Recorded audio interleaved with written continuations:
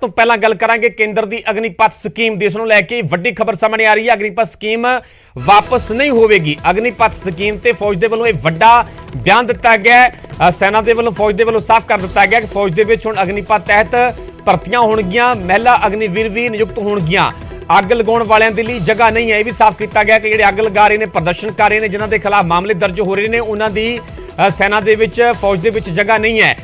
ਕਿਸੇ ਤੇ FIR ਤਾਂ ਕੋਈ ਵੀ ਜਗ੍ਹਾ ਨਹੀਂ ਹੈ, ਕਿਉਂਕਿ ਸੈਨਾ ਦੇ ਵੱਲੋਂ ਸਾਫ਼ ਕੀਤਾ ਗਿਆ ਕਿ ਜਦੋਂ ਵੀ ਰਿਕਰੂਟਮੈਂਟ ਹੁੰਦੀ ਹੈ, ਭਰਤੀ ਹੁੰਦੀ ਹੈ, ਤਾਂ ਪੁਲਿਸ ਵੈਰੀਫਿਕੇਸ਼ਨ ਹੁੰਦੀ ਹੈ। ਜੇਕਰ ਕਿਸ ਦੇ ਵਿੱਚ ਪਾਇਆ ਗਿਆ ਕਿ ਕਿਸੇ ਦੇ ਵੱਲੋਂ ਅਜਿਹੇ ਪ੍ਰਦਰਸ਼ਨ ਦੇ ਵਿੱਚ ਹਿੱਸਾ ਲਿਆ ਗਿਆ ਹੈ, ਅੱਗ ਲਗਾਈ ਗਈ, ਭੰਨਤੋੜ ਕੀਤੀ ਗਈ ਹੈ, ਤੇ ਅਜਿਹੇ ਨੌਜਵਾਨਾਂ ਦੀ ਸੈਨਾ ਦੇ ਵਿੱਚ, ਫੌਜ ਦੇ ਵਿੱਚ ਜਗ੍ਹਾ ਨਹੀਂ ਹੋਵੇਗੀ। ਕਿਸੇ ਤੇ ਵੀ FIR ਹੋਈ ਹੈ ਤਾਂ ਉਸ ਦੀ ਵੀ ਸੈਨਾ ਦੇ ਵਿੱਚ ਕੋਈ ਵੀ ਜਗ੍ਹਾ ਨਹੀਂ ਹੋਵੇਗੀ। ਨਾਲ ਹੀ ਇਹ ਸਾਫ਼ ਕਰ ਦਿੱਤਾ ਗਿਆ ਕਿ ਅਗਨੀਪਥ ਸਕੀਮ ਵਾਪਸ ਨਹੀਂ ਹੋਵੇਗੀ। ਅਗਨੀਪਥ ਸਕੀਮ ਤੇ ਫੌਜ ਦੇ ਵੱਲੋਂ ਇਹ ਬਿਆਨ ਜਾਰੀ ਕੀਤਾ ਗਿਆ, ਬਿਆਨ ਦਿੱਤਾ ਗਿਆ। ਤਿੰਨੇ ਸੈਨਾਵਾਂ ਦੇ ਵੱਲੋਂ ਪ੍ਰੈਸ ਕਾਨਫਰੰਸ ਕੀਤੀ ਗਈ ਤੇ ਜਾਣਕਾਰੀ ਦਿੱਤੀ ਗਈ ਕਿ ਫੌਜ ਦੇ ਵਿੱਚ ਹੁਣ ਅਗਨੀਪਥ ਤਹਿਤ ਭਰਤੀਆਂ ਹੋਣਗੀਆਂ, ਮਹਿਲਾ ਅਗਨੀਵੀਰ ਵੀ ਨਿਯੁਕਤ ਹੋਣਗੀਆਂ।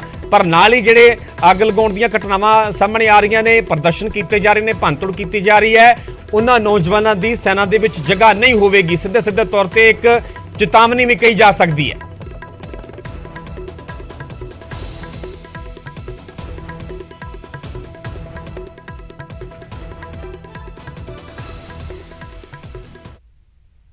क्या ये अच्छा लगता है कि देश की सेना जो रक्षा कर रही है, दे आर 32 ईयर्स। ये हमारा सिर्फ एक ही मुद्दा है कि हम किसी तरीके से यंग हो जाए। इसको स्टडी करा गया पिछले 2 साल, एंड ये सीरियस वर्क।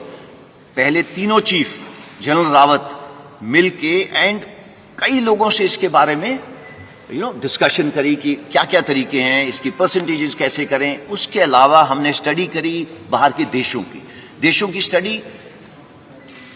तकरीबन सारे देश हमने स्टडी करे। सब देशों के अंदर देखा गया उम्र, so it is equated, there is no differentiation. वो साथ वाले बिस्तरे पे सो रहा होगा, वो वही कपड़े पहन रहा होगा जो मैं पहन रहा हूं, वो मेरे साथ लंगर में बैठ के खाना खा रहा होगा। There is no difference. कोई अलग बैरक नहीं बना दी अग्निवीर के लिए, बिकॉज उसने लड़ाई कल हमारे साथ करनी है। और अगर वो हमारे साथ देश के लिए बलिदान देगा तो देयर इज कोई गुंजाइश ही नहीं है उसको हम किसी तरीके से रत्ती भर भी उसको हम अपना छोटा सोचें। नहीं, इसमें ऐसा कुछ नहीं है। मैंने बैंक लोन यहां पे इसलिए डाला है बिकॉज ये बार बार आ रहा है कि भैया 4 साल के बाद क्या, तो 4 साल के बाद क्या, मैं इसके बाद आपको बताता हूं। Go next.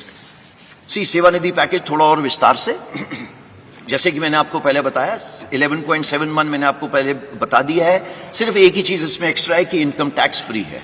हाउएवर, देश की सेवा करने के लिए जो सर्वोच्च बलिदान देगा उसकी इंश्योरेंस कवर नॉन कॉन्ट्रीब्यूटरी है। आज पूरे देश में मैं भी कंट्रीब्यूशन देता हूं, जो बाहर जवान खड़ा हुआ है वो भी कंट्रीब्यूशन देता है। सिर्फ एक इंसान है अग्निवीर जो आगे आने वाले टाइम पे कंट्रीब्यूशन नहीं देगा और उसको तकरीबन 1 करोड़ का इंश्योरेंस मिलेगी अगर उसने अपने देश के लिए किसी वजह। ये रिफॉर्म क्यों आया? ये रिफॉर्म लॉन्ग पेंडिंग था। सबसे ऊपर वाली आप स्टेटमेंट देखिए, ये स्टेटमेंट आज की नहीं है, ये 1989 की स्टेटमेंट है। 1989 में ये काम शुरू हुआ था। हमारी तमन्ना थी कि ये काम शुरू हो, बट उसकी और भी कई सारी पहलू थे। वो चाहता था कि ऑफिसर की एज कम हो, कमांडिंग ऑफिसर की एज कम हो, टीथ टू टेल रेशियो कम हो, तो एक एक करके ये काम शुरू करा गया। जो नेक्स्ट रिफॉर्म था वो था कि किसी तरीके से जो एज हमारी 32 साल है, ये देखिए ये बता रहा है 30 साल 1989, आज ये 32 साल पहुंच गई है। 32 साल को किस तरीके से 26 साल ला सके। ऐसा क्यों? हमारे को यूथफुल प्रोफाइल चाहिए। ये क्यों चाहिए? बिकॉज आप सबको मालूम है 2030 के अंदर हमारे देश के अंदर 50% पीपल 25 साल की उम्र से कम होंगे। क्या ये अच्छा लगता है कि देश की सेना जो रक्षा कर रही है, दे आर 32 ईयर्स।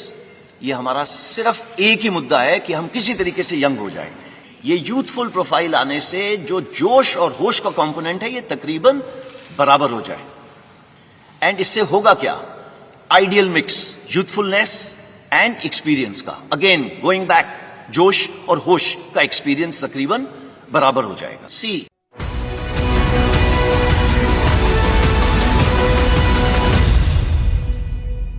ਹੁਣ ਗੱਲ ਸੰਗਰੂਰ ਜਿਮਨੀ ਚੋਣ ਦੀ, ਤੁਹਾਨੂੰ ਸਿੱਧਾ ਲੈ ਚੱਲਦੇ ਹਾਂ ਮਲੇਰਕੋਟਲਾ, ਜਿੱਥੇ ਕਿ ਮੁੱਖ ਮੰਤਰੀ ਭਗਵੰਤ ਮਾਨ ਦੇ ਵੱਲੋਂ ਰੋਡ ਸ਼ੋਅ ਕੱਢਿਆ ਜਾ ਰਿਹਾ ਹੈ। ਤੁਹਾਨੂੰ ਅਸੀਂ ਮਲੇਰਕੋਟਲਾ ਦੀਆਂ ਤਸਵੀਰਾਂ ਵਿਖਾ ਰਹੇ ਹਾਂ। ਸੀਐਮ ਭਗਵੰਤ ਮਾਨ ਦੀ ਅਗਵਾਈ ਦੇ ਵਿੱਚ ਇਹ ਰੋਡ ਸ਼ੋਅ ਕੱਢਿਆ ਜਾ ਰਿਹਾ ਹੈ। ਪੂਰੀ ਤਾਕਤ ਝੋਕੀ ਜਾ ਰਹੀ ਹੈ ਆਮ ਆਦਮੀ ਪਾਰਟੀ ਦੇ ਵੱਲੋਂ ਸੰਗਰੂਰ ਜ਼ਿਮਨੀ ਚੋਣ ਨੂੰ ਲੈ ਕੇ, ਕਿਉਂਕਿ 23 ਜੂਨ ਨੂੰ ਜਿਹੜੀਆਂ ਨੇ ਵੋਟਿੰਗ ਹੋਣੀ, ਵੋਟਾਂ ਪੈਣੀਆਂ ਨੇ, 26 ਜੂਨ ਨੂੰ ਨਤੀਜੇ ਐਲਾਨੇ ਜਾਣਗੇ।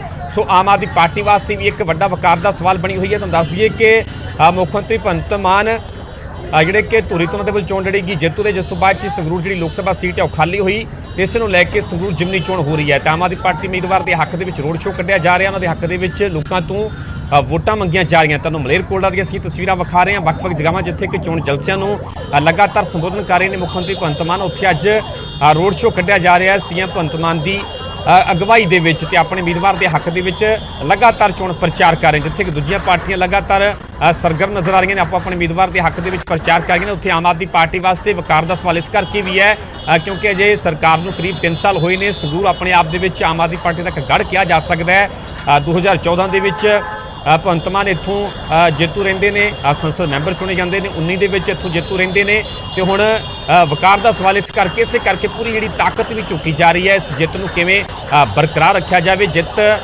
ਯਕੀਨੀ ਬਣਾਉਣਾ ਹੋਰ ਵੀ ਜ਼ਰੂਰੀ ਹੋ ਜਾਂਦਾ ਜਦੋਂ ਸੱਤਾ ਧਿਰ ਹੋਵੇ, ਆਪਣੀ ਪਾਰਟੀ ਦੀ ਸਰਕਾਰ ਹੋਵੇ ਸੂਬੇ ਦੇ ਵਿੱਚ। ਤੇ ਇਸੇ ਕਰਕੇ ਸੀਐਮ ਭਗਵੰਤ ਮਾਨ ਖੁਦ ਗਰਾਊਂਡ ਜ਼ੀਰੋ ਤੇ ਲਗਾਤਾਰ ਸਰਗਰਮ ਨਜ਼ਰ ਆ ਰਹੇ ਨੇ, ਵੱਖ-ਵੱਖ ਜਗ੍ਹਾਵਾਂ ਤੇ ਪਹੁੰਚ ਕੇ, ਜਿੱਥੇ ਕਿ ਵੱਖ-ਵੱਖ ਤਬਕਿਆਂ ਦੇ ਨਾਲ ਰਾਬਤਾ ਕਾਇਮ ਕੀਤਾ ਜਾ ਰਿਹਾ ਹੈ, ਚੋਣ ਜਲਸਿਆਂ ਨੂੰ ਸੰਬੋਧਨ ਕੀਤਾ ਜਾ ਰਿਹਾ ਹੈ। ਹੁਣ ਤੱਕ ਦੀਆਂ ਕਰੀਬ 3 ਮਹੀਨੇ ਦੀਆਂ ਜਿਹੜੀਆਂ ਸਰਕਾਰ ਦੀਆਂ ਪ੍ਰਾਪਤੀਆਂ ਨੇ ਉਹ ਗਿਣਾਈਆਂ ਜਾ ਰਹੀਆਂ ਨੇ, ਤੇ ਉੱਥੇ ਹੀ ਆਮ ਆਦਮੀ ਪਾਰਟੀ ਦੇ ਉਮੀਦਵਾਰ ਦੇ ਹੱਕ ਦੇ ਵਿੱਚ ਵੋਟਾਂ ਮੰਗੀਆਂ ਜਾ ਰਹੀਆਂ ਨੇ। ਤੁਹਾਨੂੰ ਸਿੱਧੀਆਂ ਤਸਵੀਰਾਂ ਅਸੀਂ ਵਿਖਾ ਰਹੇ ਹਾਂ ਮਲੇਰਕੋਟਲਾ ਦੀਆਂ।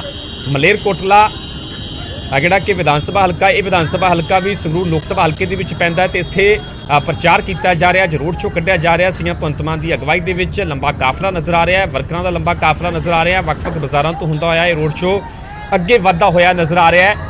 ਸੋ ਤਾਕਤ ਪੂਰੀ ਝੋਕੀ ਜਾ ਰਹੀ ਆਮ ਆਦਮੀ ਪਾਰਟੀ ਦੇ ਵੱਲੋਂ। ਸੀਐਮ ਭਗਵੰਤ ਮਾਨ ਖੁਦ ਜ਼ਮੀਨ ਤੇ ਉਤਰੇ ਹੋਏ ਨੇ, ਖੁਦ ਸਰਗਰਮ ਨਜ਼ਰ ਆ ਰਹੇ ਨੇ ਇਸ ਚੋਣ ਨੂੰ ਲੈ ਕੇ, ਤੇ ਆਮ ਆਦਮੀ ਪਾਰਟੀ ਦੇ ਉਮੀਦਵਾਰ ਦੇ ਹੱਕ ਦੇ ਵਿੱਚ ਉਹਨਾਂ ਦੇ ਵੱਲੋਂ ਵੋਟਾਂ ਮੰਗੀਆਂ ਜਾ ਰਹੀਆਂ ਨੇ। ਕਿਉਂਕਿ ਸੰਗਰੂਰ ਲੋਕ ਸਭਾ ਹਲਕੇ ਦੀ ਗੱਲ ਕੀਤੀ ਜਾਵੇ ਤਾਂ ਭਗਵੰਤ ਮਾਨ ਵਾਸਤੇ ਬਹੁਤ ਖਾਸ ਹੈ।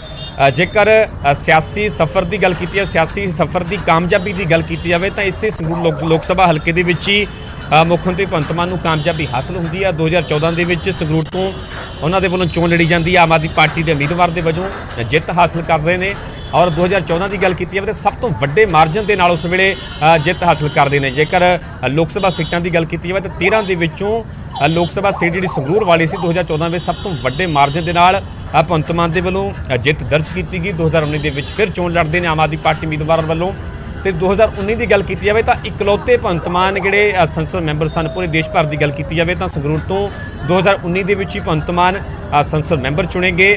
ਫਿਰ 2022 ਦੇ ਵਿੱਚ ਵਿਧਾਨ ਸਭਾ ਚੋਣਾਂ ਹੁੰਦੀਆਂ ਨੇ। ਮੁੱਖ ਮੰਤਰੀ ਭਗਵੰਤ ਮਾਨ ਦੀ ਗੱਲ ਕੀਤੀ ਜਾਵੇ ਤਾਂ ਭਗਵੰਤ ਮਾਨ ਨੂੰ ਚੋਣਾਂ ਤੋਂ ਪਹਿਲਾਂ ਸੀਐਮ ਫੇਸ ਐਲਾਨਿਆ ਜਾਂਦਾ, ਧੂਰੀ ਤੋਂ ਚੋਣ ਲੜਦੇ ਨੇ, ਜਿੱਤ ਦਰਜ ਕਰਦੇ ਨੇ, ਮੁੱਖ ਮੰਤਰੀ ਬਣ ਜਾਂਦੇ ਨੇ, ਤੇ ਫਿਰ ਉਹਨਾਂ ਦੇ ਵੱਲੋਂ ਸੰਸਦ ਮੈਂਬਰ ਤੋਂ ਅਸਤੀਫਾ ਦਿੱਤਾ ਜਾਂਦਾ, ਫਿਰ ਸੀਟ ਖਾਲੀ ਹੋ ਜਾਂਦੀ ਹੈ। ਕਿਉਂਕਿ ਜਦੋਂ ਸੀਟ ਖਾਲੀ ਹੁੰਦੀ ਹੈ ਤਾਂ 6 ਮਹੀਨੇ ਦੇ ਤਾਂ ਅੰਦਰ ਜਿਹੜੀ ਚੋਣ ਕਰਵਾਉਣੀ ਹੁੰਦੀ ਹੈ, ਜ਼ਿਮਨੀ ਚੋਣ ਹੁੰਦੀ ਹੈ, ਤੇ ਇਸੇ ਦੇ ਚੱਲਦਿਆਂ ਸੰਗਰੂਰ ਜ਼ਿਮਨੀ ਚੋਣ ਹੋ ਰਹੀ ਹੈ। ਸੋ ਇਸੇ ਕਰਕੇ ਹੁਣ ਭਗਵੰਤ ਮਾਨ ਵਾਸਤੇ ਵੀ ਵਕਾਰ ਦਾ ਸਵਾਲ ਹੈ, ਆਮ ਆਦਮੀ ਪਾਰਟੀ ਵਾਸਤੇ ਵਕਾਰ ਦਾ ਸਵਾਲ ਹੈ ਕਿ ਜਿੱਥੋਂ ਸਿਆਸੀ ਕਾਮਯਾਬੀ ਜਿਹੜੀ ਮਿਲੀ ਭਗਵੰਤ ਮਾਨ ਨੂੰ, ਤੇ ਉਹ ਉਸੇ ਕਰਕੇ ਹੀ ਹੁਣ ਪੂਰਾ ਜ਼ੋਰ ਵੀ ਦਿੱਤਾ ਜਾ ਰਿਹਾ ਆਮ ਆਦਮੀ ਪਾਰਟੀ ਵੱਲੋਂ, ਜਿੱਥੇ ਕਿ ਵੱਖ-ਵੱਖ ਕੈਬਨਿਟ ਮੰਤਰੀ ਜਿਹੜੇ ਆ ਮੈਦਾਨ ਦੇ ਵਿੱਚ ਉਤਰੇ ਹੋਏ ਨੇ, ਲਗਾਤਾਰ ਆਪਣੇ ਉਮੀਦਵਾਰ ਦੇ ਹੱਕ ਦੇ ਵਿੱਚ ਪ੍ਰਚਾਰ ਕਰ ਰਹੇ ਨੇ। ਉੱਥੇ ਪਿਛਲੇ ਕੁਝ ਦਿਨਾਂ ਤੋਂ ਮੁੱਖ ਮੰਤਰੀ ਭਗਵੰਤ ਮਾਨ ਖੁਦ ਸੰਗਰੂਰ ਲੋਕ ਸਭਾ ਹਲਕੇ ਦੇ ਵਿੱਚ ਪਹੁੰਚੇ ਹੋਏ ਨੇ। ਵੱਖ-ਵੱਖ ਹਲਕਿਆਂ ਦੇ ਵਿੱਚ ਜਾ ਕੇ, ਵਿਧਾਨ ਸਭਾ ਹਲਕਿਆਂ ਦੇ ਵਿੱਚ ਜਾ ਕੇ ਪ੍ਰਚਾਰ ਕੀਤਾ ਜਾ ਰਿਹਾ ਹੈ, ਰੋਡ ਸ਼ੋਅ ਕੱਢੇ ਜਾ ਰਹੇ ਤੇ ਆਪਣੇ ਉਮੀਦਵਾਰ ਦੇ ਹੱਕ ਦੇ ਵਿੱਚ ਵੋਟਾਂ ਮੰਗੀਆਂ ਜਾ ਰਹੀਆਂ ਨੇ।